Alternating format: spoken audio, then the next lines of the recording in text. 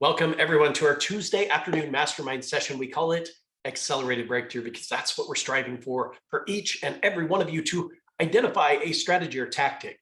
Or maybe it's a mindset issue, or maybe it's a knowledge or skill set issue, yet to extract as much value as you possibly can from this call, to apply that knowledge as quickly as you can, because it's really about speed of implementation to have your breakthrough in real estate sales. So whatever your current level of production is, you showed up today because you want to improve your knowledge, your skills, your mindset, maybe even your habits, so that you can get to that next level of success. Now, today's topic is a little bit different. In fact, I invited a friend of mine, a client of mine, and a business partner of mine, Mr. Jon Mendelsohn, to engage in this conversation today. And the conversation today is it time to fire your broker? I mean, think about this. Is it time to fire your broker? I'm thinking about Jody Nishimura. She's out in San Francisco. Now, she's with Compass. Her organization was acquired by Compass. And so she just shifted over, even though she's well over 100 million in total sales volume per year. She didn't receive those big signing bonuses that Compass always kind of throws in our faces, right? She didn't receive any, marketing allowance or an allowance for an executive assistant. She had no benefit. And yet the year prior, last year, she paid to Compass, hear this, $383,000, guys. $383,000. So I posed the question to her, are you with the right brokerage? I mean, what value, what benefit are you extracting for this $383,000? Well, it turns out there was very little benefit outside of just having a Class A office space. That was really about it.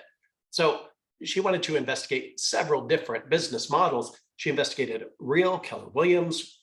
She investigated Sotheby's, because she's a luxury agent. And I think the natural thought process of a lot of agents is, well, if I'm going to be luxury, I better go Compass, I better go Sotheby's, because they've got the brand. Well, here's the point. Compass bought the brand, you guys. That's how they got it. They found those agents that are closing X number of transactions above, say, $1 million. And then they narrow in on those agents and just simply buy them. They give them a big signing bonus that has some serious hooks to it. I've got one client of mine who said yes to Compass, took a $380,000 signing bonus, and it was for 5 years. So if he quits anytime between now and 5 years, he has to pay all of that money back. It's got some serious hooks into it, right? Yet at the same time, we went through the calculations based on his expectations and historical performance. He's going to pay to Compass well over $2 million in the process. So, saying yes to these shiny objects, getting that bump up front, just recognize there's no such thing as a free lunch. You're going to pay it back 3, 5, 10 times over. Okay. So we're talking today about, are you with the right brokerage? Now, there are multiple reasons that people leave their current brokerage. I think the number one reason is they're not making enough money. They're not making enough money. And what they look at is their broker and say, well, my broker's not providing me with anything to help me make money. So then they see the grass is greener on the other side, yet they fail to recognize you still need to water it, right? And they jump to a different brokerage just to flounder and fail again, because maybe they're not taking the appropriate and aggressive actions. Jon Mendelsohn, I know you talk to a lot of agents about whether or not they're with the right broker. What are you hearing? I'm just curious.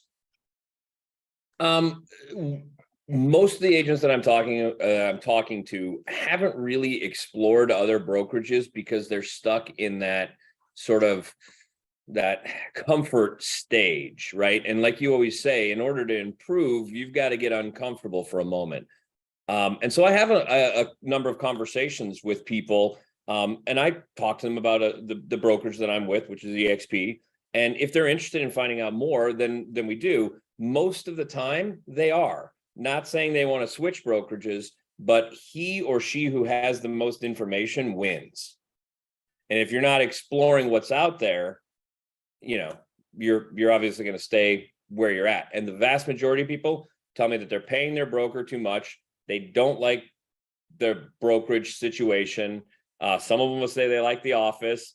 I had somebody who really likes the office is paying $94,000 a year to their brokerage. And I'm like, you can buy an office for $94,000 a year. And I promise it'll be nicer. So it's kind of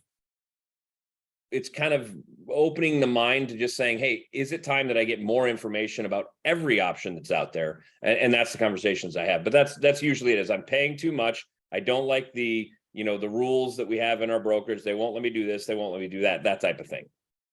All right, Jon, thank you for that insight.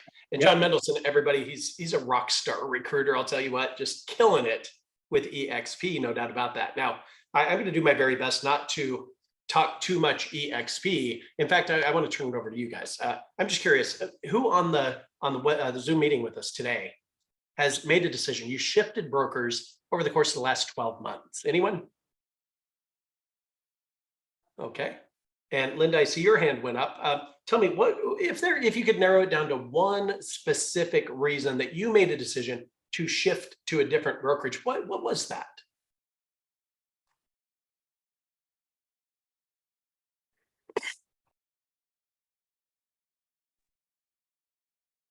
The agent attraction, I would say, is the number one reason. Okay, so you made a decision, you shifted to eXp Realty so that you could build residual and passive income. Yes? Yes.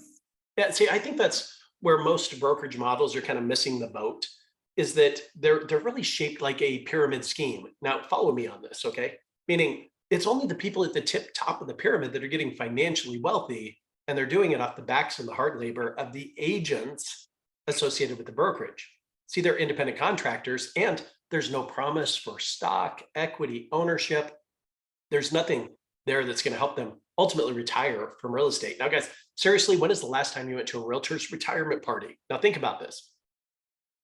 Sadly, it just doesn't happen very often. Now, it's rare, it does happen, yet it doesn't happen very often. So I think most agents that are smart and are willing to take the time, invest the time to investigate the various brokerage models out there, from Real and LPT and EXP, of course, being the front runner and the largest in the world with the best infrastructure, yet to identify a brokerage aligned with the brokerage that allows you to make money outside of simple transactional income. Now, transactional income, guys, it's great. Trust me. I've sold over 4,000 homes in my real estate career, over $1 billion in sales volume. You can make millions of dollars selling real estate. Yet the challenge with transactional income and that alone, you guys, is that if you want to go to Europe for 3 months, if you want to go sit on a beach somewhere for 30 days, chances are while you're gone, you're either going to be babysitting your phone the entire time, or you're not going to make too much money while you're gone. You guys with me on this? Now, there are those individuals that I've coached with, and we've helped them build it to what we call seventh level, meaning that they can literally step out of business, they can step out of the production, and due to the production of the agents and the administrative support on the team, they've created a well-oiled machine, and that continues to produce whether they're there or not. Now, I believe that our goal as business leaders, and we're all business leaders in our own right, let's agree on that, okay, is to go through the 3 phases of business development, and it starts with the I do it phase. Now, we all start there, right?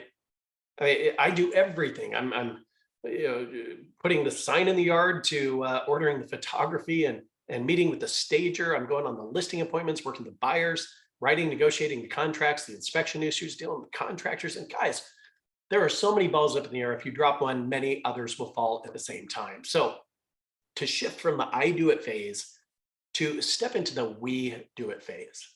Now, that's a relatively easy transition. Now, for the smart agents, they recognize Pareto's principle is engaged here, meaning the 80-20 rule. Now, how Pareto's principle applies to you in real estate sales is that 20% of your actions will yield at least 80% of your results. Now, sadly, when you're stuck in the I do it phase, you don't give 20% of your time to the 20% work. You don't give 50% of your time to the 20% work. Generally speaking, agents will give 2 to 3% of their time to the 20% effort. Now, let me tell you, it's just 5 things, guys. You've heard me say this before. Number 1, it's practice. You got to know what to say and how to say it. And then, of course, you have to say it to enough people so that it becomes about lead generation, then lead follow-up. To me, these 3 things are AM activities to knock it out first thing in the morning. So say at 8:30, you begin your script and role play practice. You're maybe focused that day on buyer objections. There's 10 common buyer objections. And by the way, if you don't know them or have rebuttals for them, I would strongly encourage you to engage in accelerated breakthrough. This is a program that I wrote that's 16 weeks in duration. Guys, we cover the whole gambit, seriously. Everything from accountability measures and standards for yourself to lead conversion conversations, the buyer objections, the listing presentation, listing lead generation, listing presentation objections. We get into neurolinguistic programming, business planning methodology, negotiating strategies, the buyer presentation, the listing presentation. It's all inclusive in this program. So if you're struggling a little bit with the what to say, the how to say it, or you're struggling with your business planning methodology, again, strongly encourage you to engage in accelerated breakthrough. To me, that is your answer. It will get you the traction that you want. See, there's 16 sessions. It's one per week. We're going to do that live again, by the way. We don't have it up on the website just yet. However, I'll give you a sneak peek. We're going to launch Accelerated Breakthrough on April 13th. This will be a live presentation because I want to get into that program, everything that I've learned over the course of the last 12 months, especially in the shifting market, to help you double, triple, quadruple your production. So keep an eye on that. We'll mention it on future sessions. You'll probably get an email about it, inviting you to engage. It's really inexpensive and it's worth its weight in gold. I promise you that. So again, the 20% effort, practice lead gen, lead follow-up. Those are AM activities. That'll lead you to your PM activities, which is going on appointments and negotiating contracts. So in order to stay true to a time block, you guys, here's the point I want to make, is that you don't schedule showings or listing presentations, home inspections, meeting with vendors. You don't even schedule closings before 12 o'clock. And when you adhere to this and you make a firm commitment to practice 8:30 to 9, then you can do your lead generation, say from 9 to 10:30, your lead follow-up 10:30 to 12 o'clock. Guys, I promise you in 90 days, your business is going to look totally different. You're going to have more pending contracts than you know what to do with, right? And then the natural byproduct of doing that is the PM activities, going on appointments, negotiating contracts. It's just 5 things. And like I said, most agents, though, they give maybe 2 or 3% of their time to those 5 things. And here's I want you to give 50% of your time to those 5 things at a minimum. Now, in an effort to do that, you've got to step from that I do it phase, I'm doing everything by myself, to step into the we do it phase. And if you're considering, well, what is that next key hire? How can I give more time to the 20% work, the dollar productive work? I think it starts with a transaction coordinator. Now, at first, you can certainly outsource that. You can do it right from day one. Just find a transaction coordination firm in your market area. Yeah, they're going to charge $300 to $400 per transaction. It's a predicated fee. So if the deal doesn't close, you don't pay it.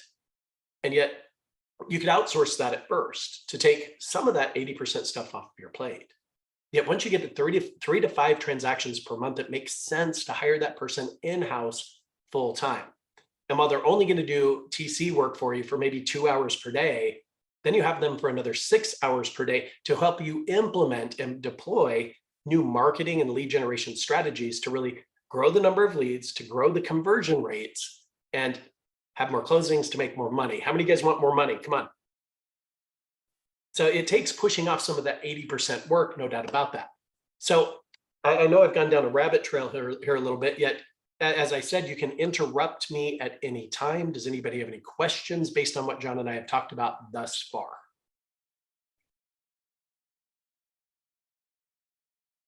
Okay, so transactional income, it's great, don't get me wrong. Yet if you're relying only on that, if you have 2 or 3 bad months in a row, many agents are kind of forced out of this industry. To me, that's a shame. I think it's very sad. And yet I would encourage you to align with a brokerage that's going to compensate you in more than just one way. Now, I will talk a little bit about EXP here very quickly. At EXP, we compensate agents in 8 different ways, you guys, 8. So of course there's transactional income. And I'll bet you dollars to donuts that at EXP, you'll keep more of your hard-earned commissions instead of giving it to your brokerage. Like the top producing team for Coldwell Banker just shifted over to EXP about 6 months ago with me. And they went from paying to the broker about $170,000 per year down to $16,000 in total. So think what you could do with that extra money, right? So transactional income, stock awards. I think what's missing in the agent's mind is ownership. Now, a little backstory. I started in real estate when I was 20 years old. I joined RE/MAX. I was in Colorado. They're founded in Denver. It just made sense, right? And while I was consistently top 100 within that organization internationally, I never received any stock equity ownership, nothing that was going to improve my financial net worth and ideally allow me to retire someday. So I was just working for Dave Liniger. That's all I was doing. I was making him a mountain of money, Yet all I was left with was commission dollars. That to me, that's a challenge because that to me is the trend. It's the transactional treadmill. Let me describe the transactional treadmill just real quick. Let's say an agent who closed 5 transactions last year, they want to double their production, they want to do 10 this year. Let's say they do that. Well, they've made more money. So what do they do with their lifestyle, their expenses? Don't they generally raise that to match? Come on, talk to me, guys. How many of you guys have ever been in a position in your life where you spend every cent you make? Anyone other than me? Sure. And that occurs until we reach this point of just massive abundance where you literally can't spend it all, even if you wanted to, right? Yet it takes tenacity and a commitment to mastering the monotony in the process. But the bottom line is this: agent who closed 5, they want to close 10. They did that. They raised their income. They raised their lifestyle. Now, here's the point. The next year, because they've raised their expenses and their lifestyle, maybe they bought a new car, maybe they bought a new house. They're forced to, guys, they don't have any other choice. They must, and I mean must, close at least 10 transactions the next year. Yet you, like me, want to double your production again. So I'm going to jump to 20. Let's say you do that, you raise your income, you're going to raise your lifestyle. So the next year you have to close at least 20 transactions just to maintain the lifestyle. Yet again, we want to go higher. I want to do 3 a month. Now I'm going to do 36. Raise your income, you raise your lifestyle. And this is the transactional treadmill that I'm talking about. How many of you guys feel maybe a little bit stuck on that transactional treadmill? Anyone? I've certainly been there a time or two in my life, right? Where I would spend what I made. So with that said, getting into a brokerage model that helps you get off of that transaction treadmill very quickly, I think is a really smart thing to do for yourself, for your loved ones, and most importantly, for your financial future. No doubt about it. So I think some other reasons that agents leave their broker is there's a misalignment of core values.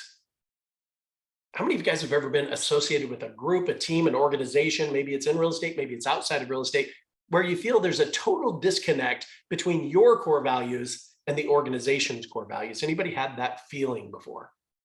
Yeah, Paige, I see your hand went up. And Paige, if you don't mind, I'll call on you. If you can unmute yourself. Tell me, when you were feeling that disconnect in core values, that maybe you're headed this direction and they're going this direction, how did that make you feel and what ultimately happened? Talk to me. I worked at 4 other brokerages before I had my own brokerage, before I moved to EXP. And every single time I kept looking for something, wasn't sure what it was, but I thought that there was something I needed to learn from these other brokerages until I finally realized that I wasn't finding it. So that's what happened. One, I even literally left under the cover of night. We were so misaligned in our values. Just a lack of respect for agents, no training. It was horrendous. So I've had mediocre results to terrible results and everything in between. Total misalignment of values. No doubt, Paige. Well, I, like you, ultimately, I was kicked out of RE/MAX. Many of you know the story, but I was building a team at RE/MAX, and I even got my own lease space, a branch office, if you will, and I was building a large team, and I wanted to get that production like way through the roof. And my broker came to me and said, Sean, if you want to build a team, you can do that. You just can't do it at RE/MAX. So Paige, like you, I went out and started my own brokerage. I thought, man, I'm on top of the world, right? I mean, this is it. This is everything that I've dreamed of. I own my own brokerage. Now, Paige, what was your experience owning and running your own brokerage? Talk to us. I thought that I had kind of reached the top like you. I was my own boss. I'm very comfortable with, managing risk, training agents, liability, all that stuff. None of that really bothered me. I think ultimately why I left that behind was the support and camaraderie of working with other agents that all lift everybody up that I found at EXP. Running your own shop is very lonely. There's really no one to talk to when you're an indie broker and you have questions. I can find answers here and there, but it's not a great place to be. And I felt like my growth was really limited.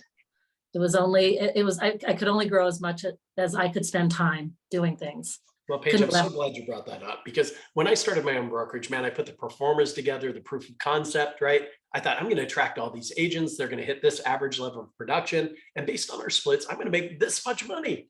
And I thought, man, this looks so good on paper, right?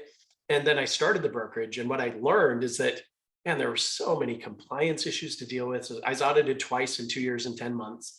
Shut me down for a week. Basically, I was stressed out the whole time. I had to deal with recruiting issues, training issues that I hadn't necessarily had to deal with at that level in the past, staffing issues, FF&E. The lease payment alone was killing me. And many months out of that 2 years and 10 months, I supplemented the cost of running my own brokerage with my own commission dollars simply to keep the doors open.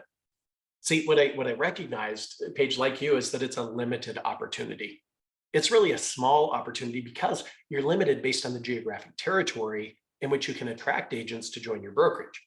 And then even worse, you have to manage them on top of it, right? There were days that I would walk into the office, man, it felt like 22 umbilical cords attached to my belly button and just sucked the life energy right out of me, right? I was exhausted all the time. Didn't love it. So I made the decision. I aligned with Keller Williams, loved my time there. And yet again, I made Gary Keller a mountain range of money when I built my real estate sales team. And we were closing 450 to 500 transactions per year. And ultimately sold that team to move down to Austin, Texas, and help them start Keller Williams Maps Coaching, because that's my true passion. Really ties into my why and my purpose in life. And we grew that to be the largest coaching and training company real estate has ever seen. Yet at the same time, again, never received any stock, equity, ownership, nothing that was going to help me retire someday. So that's what's missing from, in my opinion, C21, Coldwell Banker, Berkshire Hathaway, Compass. I mean, that's the part that's missing, is that these people at the top of the chain, they think that they're gods. They think that they own the world, and you're there to provide them with an income. To me, that feels a little disjointed, a little bit disconnected. How many of you guys agree with that? Anyone? So getting stock, equity, ownership is something that I think we should all really gravitate toward, because that is what's going to help you increase your net income, your net worth, and then, of course, develop an exit strategy in real estate. See, I did an interview with a guy named Austin, and his last name's on the tip of my tongue. It's on our website. By the way, if you go to iconcoaching.com, go to the events tab, go to Accelerated Breakthrough Mastermind, and then what you'll do is you'll see a web form. Just scroll down to Don't Miss a Thing. And guys, you're going to see hundreds of replays of webinars just like this. So you'll analyze the name. Maybe you want to learn more about expired listings and for sale by owners in today's market. Maybe you want to learn more about circle prospecting.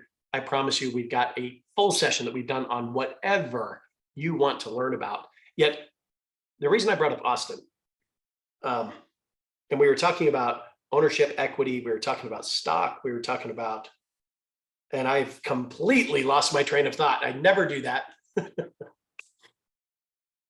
Jon Mendelsohn, I see your hand is up. Save me, brother. Unmute yourself first, though. Well, I didn't realize I didn't unmute myself. I just want to jump in real quick. When we started talking about this topic of fire your brokerage or fire your broker, I was really excited about it, because I fired my broker. I fired Gary Keller. I fired a billionaire. I fired him in 2019 because I had sort of moved away from selling real estate, built my whole real estate business on expireds and FSBOs. And I started a business where I was literally doing expired and FSBO appointments for other people. And I realized at that point, there's no point in me paying a brokerage for that. And I set it up as a 1099. So that's what I was doing before I came to EXP. I didn't come to EXP for splits or anything else like that. I came to EXP because my entire career has been me being paid one time for the work that I do. And I don't do anything now. I have 3 businesses that revolve around what I do. And I don't do anything now that doesn't pay me over and over and over again. And so, a lot of people talk with EXP that it's, the splits or the stocks or whatever it is. The thing that was game changing for me is it shifted my mentality from being a person who gets paid for the task I do one time to I don't look at anything if it's not going to pay me over and over and over and over again. And that's what I do with revenue share, through EXP. So for me, it was a huge mindset. I didn't need a brokerage because of what I was doing, but it sort of kicked that thinking in, going like, oh, well, I'm going to be 70 years old sometime and still doing 300 dials a day, or I can partner with EXP, keep my other businesses the way they are, and then I can recruit agents, and I don't have to work after next year ever again if I don't want to. So firing the broker, super passionate about that. From day one, I left corporate America and I just felt like, wow, I almost feel like I got another job. I got somebody here telling me what I can and can't do. That's the opposite of why I got into business. And I don't find any of that here. And again, everything I do now revolves around getting paid, whether I come into the office or not. If something happens to me, my family still gets the income. It's been a life-changing experience from that mindset shift. No doubt about that. So I think a couple of other reasons, and we're out of time, guys, but I want to share with you a couple of other reasons that might, just make you want to investigate maybe a new and innovative brokerage model. For example, lack of training opportunities. See, I am a firm believer, and it's shown itself so many times in my lifetime that, your income, your production, your bank account balance, and net worth, guys, it's going to grow to the extent that you personally grow. So a reason that a lot of agents leave their brokerage is because of a lack of training opportunities. Like when I joined Remax, there was no training. My broker essentially said, well, you have a phone book, don't you? I said, well, yeah, back in those days we had phone books, right? And he said, well, go get leads. I mean, that was really the extent of my training. It sucked. It was terrible. And I had to, figure out how to join mastermind groups like this to just take as much information and apply it as I possibly could. Next is lack of support and mentorship. Guys, that's not an issue where we come from here at EXP, that's for sure. In fact, training, we offer over 80 hours of live training every single week inside the metaverse of EXP, which is at least 10 times what most brokerages have to offer, probably 20 times. And it's not just that one agent in the office who's kind of good at social media marketing, who's going to say what they do and how they do it. No, it's the best of 90,000 agents worldwide that are going to teach you the proven best practices around social media marketing. Minimal opportunity for growth.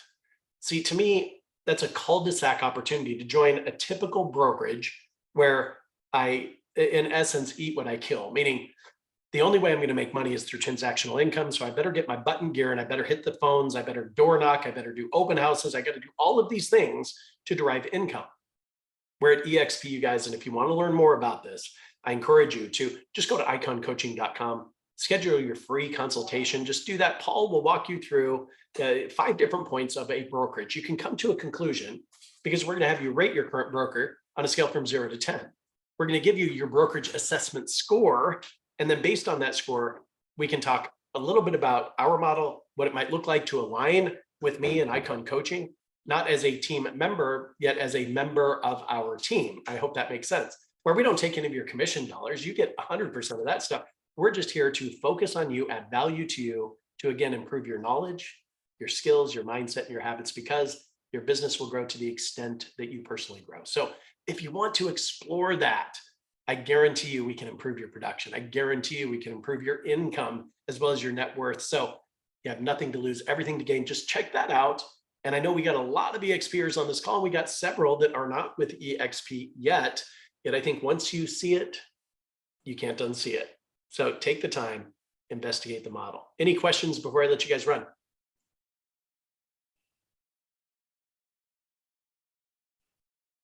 All right. So today's topic was, is it time to fire your broker? When I was the broker, when I owned my own brokerage, I came to a conclusion, it's time to fire yourself. And let's get rid of all of that liability. Let's get rid of all of that headache. And my answer was aligned with KW. Yet now that I know about EXP and I understand the model and the significant financial benefits associated with it, I can't see going anywhere else. You guys, thanks for your time, your focus, your energy, and attention. Next week, we're going to dive into listing lead generation strategies and tactics that work in a shifting market. So I want you to block your calendar, 3 o'clock Eastern, 12 o'clock Pacific, block a half hour, show up on time, focused, ready to take some notes and share some information at the same time. Until we talk then, guys, just be on purpose, be productive, be powerful. Way to go, everybody. Thank you, John. Talk to you soon.